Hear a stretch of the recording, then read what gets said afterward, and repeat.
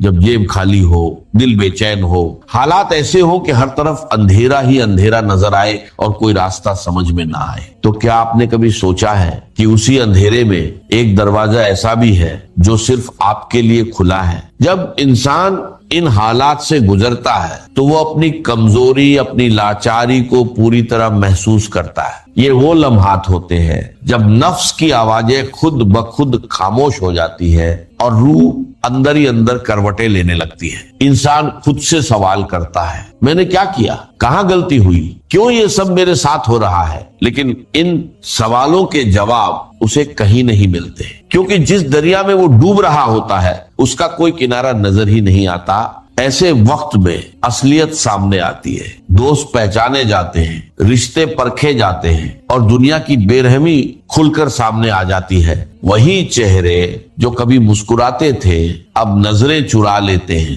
وہی ہاتھ جو کبھی مدد کے لیے اٹھتے تھے اب جیبوں میں چھپ جاتے ہیں۔ یہی دنیا کا دستور ہے، جب آپ کے پاس ہوتا ہے تو سب آپ کے ساتھ ہوتے ہیں، اور جب کچھ نہیں ہوتا تو کوئی بھی ساتھ نہیں ہوتا۔ لیکن اس دنیا سے پرے بھی ایک دنیا ہے، ایک اور نظام ہے، ایک ایسا رشتہ جو کبھی ٹوٹتا نہیں۔ جب زمین تنگ ہو جائے، جب آسمان سے کوئی آواز نہ آئے، تب بھی ایک دروازہ ہے جو کبھی بند نہیں ہوتا، اور وہ دروازہ ہے اللہ کے ناموں کا، اس کی رحمت کا، اس کی قدرت کا۔ یہ دروازہ ہر وقت کھلا ہے، ہر آنے والے کے لیے، ہر پکارنے والے کے لیے۔ اس پر نہ کوئی پہرے دار ہے، نہ کوئی شرط، نہ کوئی رسم، بس ایک چیز چاہیے، ایک سچی پکار، دل کی گہرائی سے نکلی ہوئی آواز، اور ایک آنسو جو اللہ کی طرف بہہ جائے۔ یہ تین نام، تین ایسی چابیاں ہیں جو غیب کے خزانے کھول دیتی ہے، تین ایسی روشنیاں ہیں جو سب سے تاریک رات میں بھی راستہ دکھا دیتی ہے، تین ایسے دریا ہیں جو پیاسے کو سیراب کر دیتے ہیں، اور تین ایسے سہارے ہیں جو ٹوٹے ہوئے انسان کو پھر سے کھڑا کر دیتے ہیں۔ پہلا نام الرزاق۔ یہ نام ایک گہری حقیقت بیان کرتا ہے کہ اللہ تعالیٰ صرف رزق دینے والا نہیں، بلکہ بار بار ہر لمحہ، ہر سانس کے ساتھ رزق دینے والا ہے۔ رزق صرف پیسہ نہیں ہوتا، صرف روٹی نہیں ہوتی، رزق ہے ہوا، پانی، روشنی، صحت، عقل، محبت، سکون، امید، جو کچھ بھی انسان کو زندہ رکھے وہ سب رزق ہے، اور ان سب کا دینے والا صرف ایک ہے، الرزاق، وہ جس نے ہر مخلوق کے لیے اس کا رزق مقرر کر رکھا ہے اور اسے لگاتار پہنچا رہا ہے۔ وہ زمین سے غذائیں نکالتا ہے، آسمان سے برکتیں اتارتا ہے، سمندر سے موتی اور مچھلیاں دیتا ہے، درختوں سے پھل اور پتے دیتا ہے، وہ پرندوں کو ان کے گھونسلوں میں رزق دیتا ہے، مچھلیوں کو ان کے پانی میں، اور انسان کو اس کی جیب میں، اس کی پلیٹ میں، اس کے دل تک رزق پہنچاتا ہے۔ اس کی رزاقیت کا دائرہ لامحدود ہے، اس کا خزانہ کبھی خالی نہیں ہوتا، اس کی رحمت کبھی کم نہیں ہوتی، اور اس کی قدرت کبھی عاجز نہیں ہوتی۔ وہ دیتا ہے اور دیتا ہی چلا جاتا ہے، کیونکہ دینا اس کی عادت ہے، اس کی شان ہے۔ جب آپ اس نام کو پکارتے ہیں تو محسوس کریں کہ وہ ذات جس کے ہاتھ میں تمام خزانے ہیں آپ کی طرف متوجہ ہو رہی ہے۔ یا رزاق، یہ صرف ایک لفظ نہیں، یہ ایک کنیکشن ہے آپ کے اور آپ کے رب کے درمیان۔ جب آپ کہتے ہیں یا رزاق تو یقین کے ساتھ کہیں، امید کے ساتھ کہیں، اور دل میں پوری عاجزی کے ساتھ کہیں، اتنا کہیں کہ آپ کا دل مطمئن ہو جائے، آپ کی روح کو سکون مل جائے، اور آپ کا یقین پختہ ہو جائے کہ رزق دینے والا موجود ہے، اور وہ آپ کو دیکھ رہا ہے، وہ دیکھ رہا ہے آپ کی خالی جیب، آپ کے گھر کی پریشانی، آپ کے دل کا بوجھ، اور کبھی کبھی وہ جان بوجھ کر دیر کرتا ہے تاکہ آپ اس کی طرف بڑھیں، تاکہ آپ اسے پکارے، تاکہ آپ کا تعلق اس سے اور مضبوط ہو جائے۔ کبھی کبھی اللہ رزق کو روکتا ہے تاکہ بندہ پکارے، اور جب بندہ پکارتا ہے تو پھر وہ بارش کی طرح برساتا ہے۔ لیکن یاد رکھیں، الرزاق کے نام کا تقاضا یہ بھی ہے کہ آپ حلال کی تلاش کریں، کیونکہ وہ حلال رزق دیتا ہے اور حرام سے بچنے کا حکم دیتا ہے، اور یہ بھی کہ جب آپ کو ملے تو آپ بھی دوسروں تک پہنچائیں، کیونکہ جو خود پاتا ہے اسے دینا بھی سیکھنا ہوتا ہے۔ چاہیے کہ آپ صرف اپنے لیے نہ جیے بلکہ دوسروں کے لیے بھی دیں، کیونکہ جب اللہ آپ کو دیتا ہے तो दरअसल वो आपकी आजमाइश लेता है, ये देखने के लिए कि आपका दिल कितना खुला है। यही तकाजा है कि आप अल्लाह पर पूरा भरोसा करें, क्योंकि जब तक आप अल्लाह पर यकीन के साथ भरोसा नहीं करेंगे, आपका दिल कभी सुकून नहीं पाएगा, बेचैनी आपका पीछा नहीं छोड़ेगी। और यही तकाजा है कि आप सब्र करें, गहरा सब्र, खूबसूरत सब्र, क्योंकि रज़ाक जानता है कब देना है, कैसे देना है, किसे देना है, और उसका हर फैसला हर वक्त कामिल है, बेमिसाल है। जो शख्स अर्रज़्ज़ाक़ को पुकारता है उसके लिए अल्लाह रिज़्क़ के ऐसे दरवाजे खोल देता है जिनका उसने कभी तसव्वुर भी नहीं किया होता।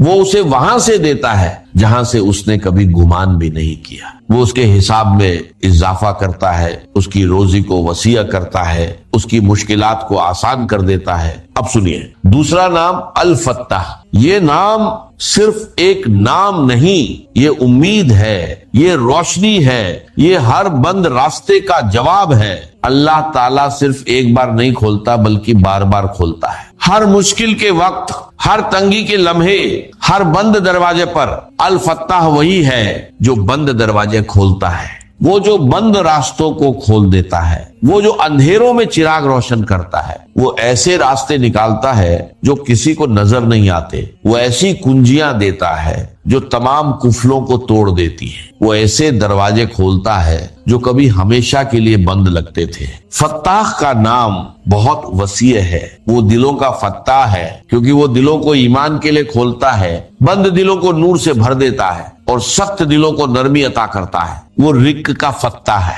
क्योंकि वो रोजी के दरवाजे खोलता है, बरकतों के खजाने खोल देता है। वो मुश्किलात का फत्ताह है क्योंकि वो हर मुश्किल को आसान करता है, हर मुसीबत को दूर करता है, हर परेशानी का हल निकालता है। और वो उलूम का फत्ताह है, वो इल्म के दरवाजे खोलता है, फहम अता करता है, बसीरत देता है। जब आपको लगे कि हर दरवाजा बंद हो चुका है, जब हर तरफ मायूसी हो, जब कर्ज बोझ बन जाए और रातों की नींद उड़ जाए, तब सिर्फ एक नाम पुकारिए, या फत्ताह, और यकीन रखिए जो दरवाजे बंद हैं वो खुलने वाले हैं, जो रास्ते बंद हैं वो बनेंगे, और जो तारीकी है वो रोशनी में बदलने वाली है। अपने दिल में बसा लीजिए ये नाम फत्ताह। जब लगे कोई रास्ता नहीं, कहिए या फत्ताह। जब लगे सबने मुंह मोड़ लिया, कहिए या फत्ताह।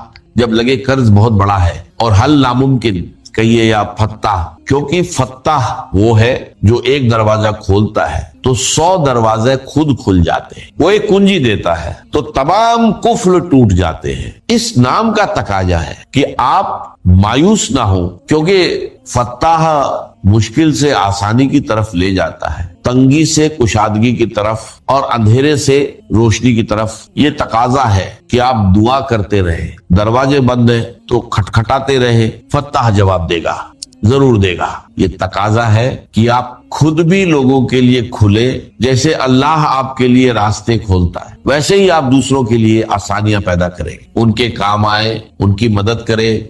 और ये भी समझ लीजिए कि फत्ताह नए रास्ते देता है, नए मौके देता है, आपको सिर्फ उन्हें पहचानना है। जो शख्स अल फत्ताह को पुकारता है, अल्लाह उसके लिए सबसे मुश्किल हालात में भी रास्ता निकाल देता है, उसे अंधेरे से रोशनी की तरफ ले जाता है, बंद दरवाजे खोल देता है और ऐसे मौके देता है जिनका उसने कभी ख्वाब भी नहीं देखा होता। अब तीसरा नाम अल गनी। ये नाम हमें बताता है कि अल्लाह ताला हर तरह से बेनियाज है, उसे किसी की जरूरत नहीं और पूरी मखलूक उसकी मोहताज है। वो अपनी जात में गनी है, अपनी सिफात में गनी है, अपनी कुदरत में गनी है और अपनी रहमत में गनी है।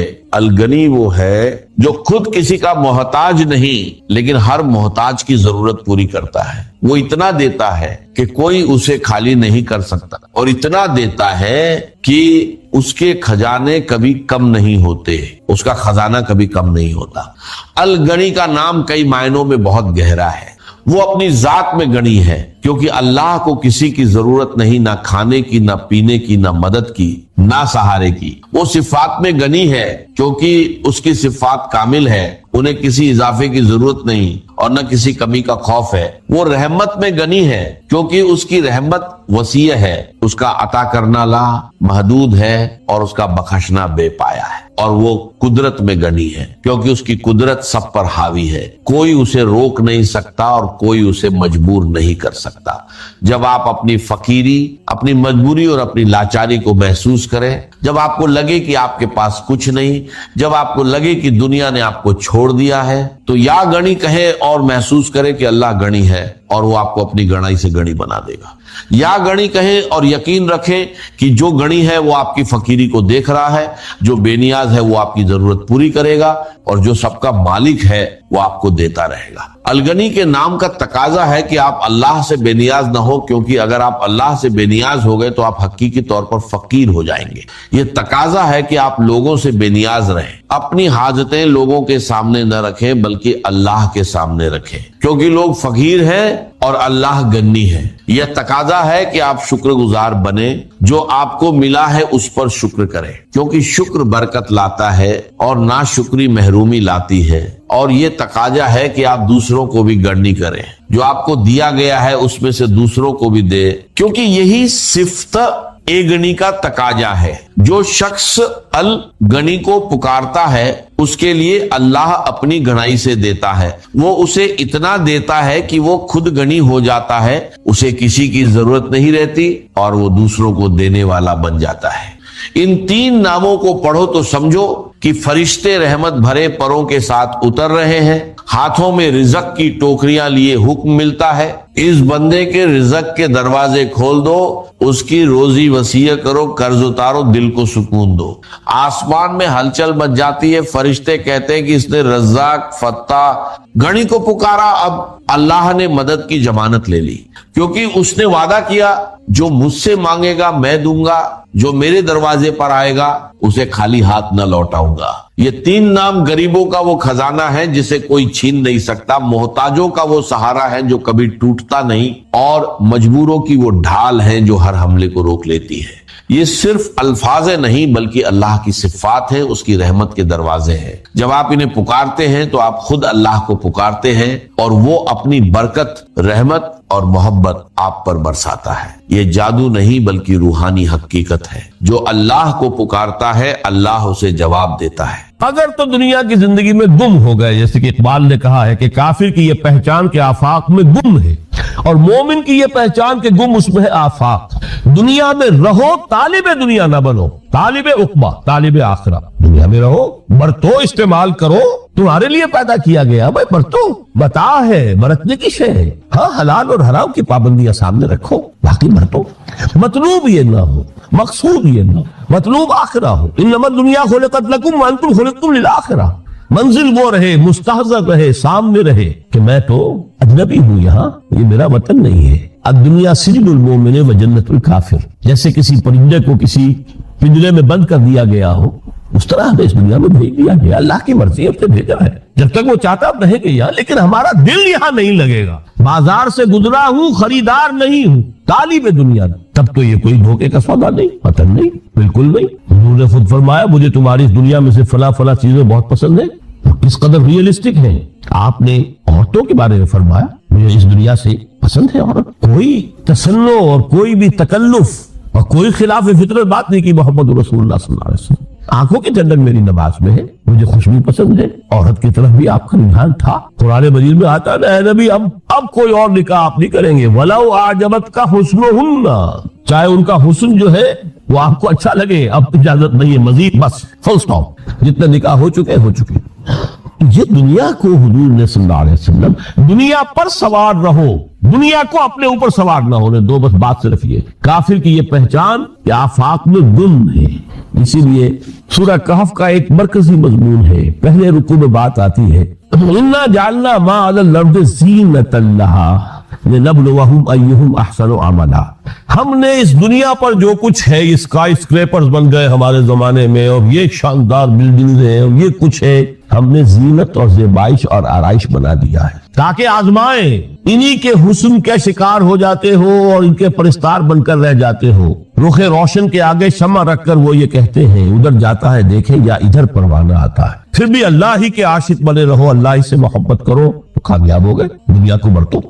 اگر دنیا یہ عروس ہزار داماد جو ہے اگر کہیں یہ محبوبہ بن گئی تو کیا ختم. اچھا دیکھیے اس سورہ حدید میں اب یہ دنیا کی حقیقت کو اس طرح بیان کر کے دو نتیجے جو اس سے نکلتے ہیں ان کو علیحدہ علیحدہ بیان کر دیا. ایک نتیجہ جو میں بیان کر چکا رہبانیت، ترک دنیا، اس کی نفی کرتے ہوئے فرمایا وَلَقَدْ أَرْسَلْنَا نُوحًا وَإِبْرَاهِيمَ وَجَعَلْنَا فِي ذُرِّيَّتِهِمَا النُّبُوَّةَ وَالْكِتَابَ فَمِنْهُمْ مُهْتَدٍ وَكَثِيرٌ مِنْهُمْ فَاسِقُونَ ثُمَّ قَفَّيْنَا عَلَى آثَارِهِمْ بِرُسُلِنَا وَقَفَّيْنَا بِعِيسَى ابْنِ مَرْيَمَ وَآتَيْنَاهُ الْإِنْجِيلَ وَجَعَلْنَا فِي قُلُوبِ الَّذِينَ اتَّبَعُوهُ رَأْفَةً وَرَحْمَةً وَالرَّهْبَانِيَّةَ ابْتَدَعُوهَا مَا كَتَبْنَاهَا عَلَيْهِمْ. اصل مضمون یہ تھا جس کے لیے تمہید اتنی لمبی بازی. ہم نے نوح کو بھیجا، ابراہیم کو بھیجا، ان کی اولاد میں ہی نبوت اور کتاب رکھ دی.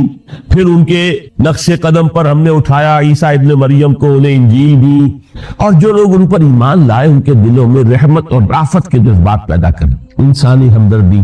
حضرت عیسیٰ کا جو اپنا مزاج تھا ظاہر بات ہے کہ آپ کے حواریین اور آپ پر ایمان لانے والوں میں اسی کا ایک عکس پیدا ہونا تھا، لہذا وہ ایک خاص کیفیت. لیکن فرمایا ایک شے کیوں انہوں نے بدعت کے طور پر ایجاد کر لیا، وَرَهْبَانِيَّةً ابْتَدَعُوهَا مَا كَتَبْنَاهَا عَلَيْهِمْ. رہبانیت کی انہوں نے بدعت ایجاد کر لی، یہ انہوں نے کی ہے، ہم نے یہ ان پر فرض نہیں کی. یہ ہے وہ منفی نتیجہ. گریز، خانقاہوں میں جا کر بیٹھ جاؤ، موناسٹسزم، تجرد کی زندگی گزارو. نتیجہ اس کا کیا نکلتا ہے کہ بظاہر راہب اور راہبائیں رہ رہی ہیں اور رہ رہے ہیں، اور اندر جو حرام کاری کے بازار چل رہے ہیں، اور تہخانوں کے اندر حرامی بچوں کی قبروں کی قبرستان بنے. ہسٹری آف کرسچین موناسٹسزم پر کتابیں پڑھ لیجیے، خود انہوں نے اپنے سارے جو ہیں بخیے اجیڑ کر خود رکھ دیے. یہ رہبانیت، یہ اسلام کا راستہ نہیں ہے. احادیث کے حوالے سے میں آپ کے سامنے پہلے بیان کر چکا ہوں. میں بعد میں تھوڑا سا عرض کروں گا کہ ہمارے ہاں بھی یہ رسم کیوں آئی اور کیسے آئی. الحمدللہ اس درجے میں نہیں آئی جس درجے میں کہ کرسچینٹی میں آئی ہے، الحمدللہ ثم الحمدللہ، لیکن کسی درجے میں اگر آئی ہے تو کیوں آئی ہے یہ میں بعد میں عرض کروں گا. لیکن اس کا مل حیات الدنیا الا متاع الغرور کا دوسرا نتیجہ کیا ہے؟ پہلا نتیجہ تھا گریز کا، پسپائی کا، فرار کا، معاشرے سے نکل بھاگنے کا، تاکہ معاشرے میں اشرار کھل کھیلے جو چاہے کرے. ایک راستہ یہ ہے، ترک دنیا کے معنی ہے ترک لذات دنیا، آسائشوں کو ترک کرنا. سختیاں جھیلنا کس لیے؟ تاکہ دنیا سے ظلم کا خاتمہ ہو، باطل کا تختہ الٹ دیا جائے، ظلم کا استیصال. ظاہر بات ہے ظالم آسانی سے ظلم نہیں چھوڑے گا. ایکسپلائٹر وعد و نصیحت سے اپنے ایکسپلائٹیشن سے باز نہیں آئے گا. شاذ ہوتے ہیں اس طبقے کے اندر بھی یقیناً کچھ سلیم الفطرت لوگ ہوتے ہیں، جیسے طبقہ اشرافیہ سے تھے حضرت ابوبکر رضی اللہ تعالیٰ عنہ، سلیم الفطرت انسان تھے. وہ کوئی غلاموں کے طبقے سے تو نہیں تھے، کوئی فقراء کے مساکین کے طبقے میں سے نہیں تھے، اونچے طبقے میں سے تھے. عشرہ مبشرہ اکثر و بیشتر اس طبقے سے تھے. لیکن بائی اینڈ لارج وہ جو طبقہ ہوتا ہے یا تو وہ اپنے جبر اور استبداد کا تخت جو ہے جما کر بیٹھا ہوا لوگوں کی گردنوں کے اوپر، پولیٹیکل ریپریشن ہے، یا اکنامک ایکسپلائٹیشن ہے، استحصال. محنت لوگ کریں، کھائیں گے ہم، عیش ہم کریں گے. محنت کسان کرے جا کے کھیت میں، ہم لے آئیں گے اپنا حصہ اور عیش کریں. یا کوئی سوشل ڈسکریمنیشن ہے، یہ اونچا ہے یہ نیچا ہے، یہ تو پیدا ہی ہوا ہے شودر، یہ اس سے نکل ہی نہیں سکتا، اور یہ پیدا ہوا برہمن، یہ تو اونچا ہے.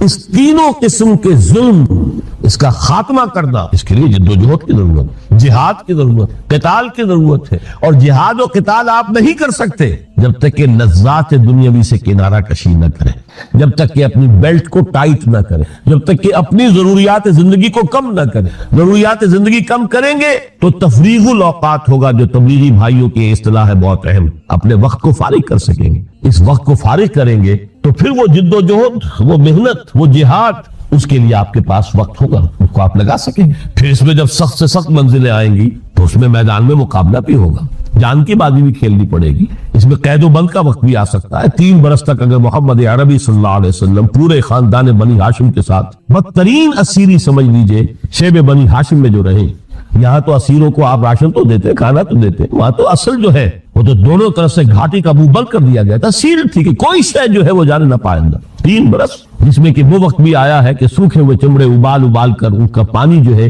بلکتے ہوئے بچے پھول جیسے بچے بنی ہاشم ان کے حلق میں ٹپکایا گیا ہے، اور کچھ نہیں۔ کچھ تھے لوگ حکیم بن حزام جیسے رضی اللہ تعالیٰ عنہ، بعد میں ایمان بھی لے آئے۔ حضرت خدیجہ رضی اللہ تعالیٰ عنہ کے چونکہ وہ قریبی رشتہ دار تھے، وہ پہاڑ کو کراس کر کے چوٹی پر سے اتر کر کچھ کبھی کبھی کھانے پینے کی چیز پہنچا دیتے تھے۔ یہ سارے مراحل آئے، یہ جو ہے یہ مثبت ہے۔ ترک دنیا وہ نہیں، ترک دنیا سے مراد دنیا کی لذتوں سے، دنیا کی آسائشوں سے، ان سے آدمی اپنے آپ کو پیچھے ہٹائے، ان کو چھوڑے، ان کو ترک کرے، تاکہ اپنا وقت، اپنا مال، اپنی صلاحیتیں صرف کر سکے کس کام کے لیے؟ اب اس کے لیے دیکھیے آیت نمبر 25 ہے یہ سورہ حدید کی۔ لقد ارسلنا رسلنا بالبینات، ہم نے اپنے رسولوں کو بھیجا واضح چیزوں کے ساتھ۔ بینہ وہ شے جو از خود ظاہر ہو۔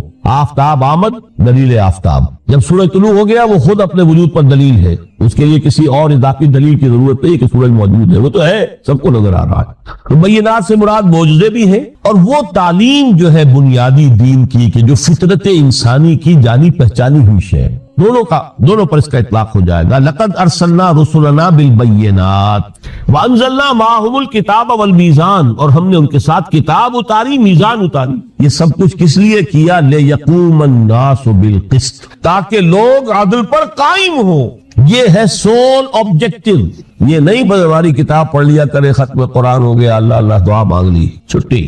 قائم کرو اس کو، وہ میزان عدل نصب کرو، ہر ایک کو وہی تل کر ملے جو اس کا حق ہے، اور ہر ایک سے وہ لیا جائے کہ جو اس کے ذمہ واجب ہے۔ اگر یہ نہیں تو بابا پھر سب کہانیاں ہیں، شریعت اور دین اور نماز اور روزہ اور حج، کوئی حیثیت۔ اچھی طرح سن لیجیے میری بات، قرآن مجید میں کہلوایا گیا حضور سے، قل یا اہل الکتاب لستم علی شیء حتی تقیموا التوراۃ والانجیل وما انزل الیکم من ربکم۔ اے نبی ان سے کہہ دیجئے کتاب والے تمہاری کوئی حیثیت ہی نہیں، ہماری نگاہوں میں تمہارا کوئی مقام ہی نہیں، جب تک کہ تم قائم نہیں کرتے تورات کو اور انجیل کو، جو کچھ کے نازل کیا گیا تمہاری طرف، تمہارے رب کی طرف سے۔ قائم کرو، پھر آؤ ہم سے بات کرو، ہم سے دعا کرو، ورنہ دفع ہو جاؤ۔ Nothing way. We don't care for you. لستم علی شیء حتی تقیموا التوراۃ والانجیل وما انزل الیکم من ربکم۔ اب قانون خداوندی تو بدلتا نہیں ہے، نہ فرام پرسن ٹو پرسن، نہ فرام نیشن ٹو نیشن، نہ فرام امہ ٹو امہ، اٹل ہے۔ وَلَن تَجِدَ لِسُنَّتِ اللَّهِ تَبْدِيلًا وَلَن تَجِدَ لِسُنَّتِ اللَّهِ تَحْوِيلًا۔ سنت اللہ تو ایک ہے۔ اب اس آیت کو ذرا پڑھیے، قُلْ يَا أَهْلَ الْقُرْآنِ لَسْتُمْ عَلَىٰ شَيْءٍ حَتَّىٰ تُقِيمُوا الْقُرْآنَ وَمَا أُنزِلَ إِلَيْكُم مِّن رَّبِّكُم۔ کہہ دو اے محمد کہ اے قرآن والو تمہاری